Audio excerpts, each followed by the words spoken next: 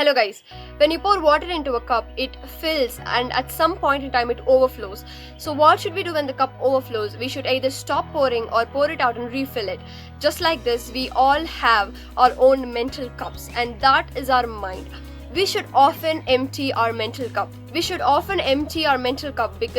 our mind is filled with feelings like anger, fear, regrets, insecurities, and hate. Of course, these feelings are necessary for our life, because if we never realized how being sad feels like, we will never know the worth of happiness. This is how life works. When we experience life, we often feel all these bad feelings, and whenever you have some bad feeling, it means that you're pouring some water into your mental cup. So each time you pour into your mental cup, it gets heavy, and at one point in time the cup fills and it overflows and it feels really heavy.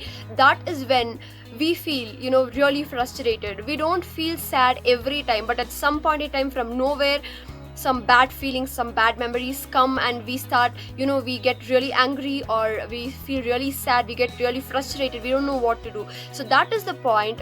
Our mental cups are overflowing. So what should we do when our mental cups overflow? So the first thing is, we feel sad because we either had a problem or we currently have a problem, and every problem in our life involves a person, right? Either your boss or your friends or your colleagues, any person. So the first method I would suggest is we can solve the problem by talking to that person directly, because this would solve the problem permanently. We would be free from this problem. But sometimes it's really hard for us to talk to the person involved in the problem. What to do? Every one of us have one person in our life who's very close to our heart. So it can be your father, mother, or your friends, or your partner. So you can share all your feelings with this particular person, and this person will never judge you. He's always there to hear all your problems. You can share your feelings with this particular person, and it really feels helpful. Apart from these things, there's one more way you can empty your cup, and this is the strong method I would suggest, because when you pour your heart out, it's very easy for you to refill it back with good and happy feelings. And this method is, whenever you feel heavy, whenever you feel that your cup is overflowing, lock yourself in a room and express all the emotions that comes to you. Like if you feel frustrated, or if you're angry, or if you feel sad, if you want to cry, just start crying. Don't hesitate to cry. Crying is not a sign of weakness. Crying actually helps to empty your cups. If you feel like crying every day, cry out loud and empty your cups. It's not a fault. So now, what should you do after emptying your cup?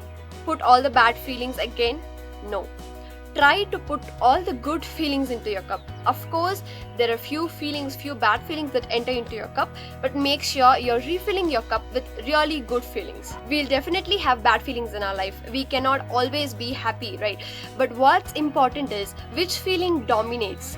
Make sure that happiness and positive feelings dominates your mental cup. Once you empty your cup, do things that make you happy. Spend time with people who will make you happy. And always remember this: when you're being sad, or if you're crying, don't think that it's a fault.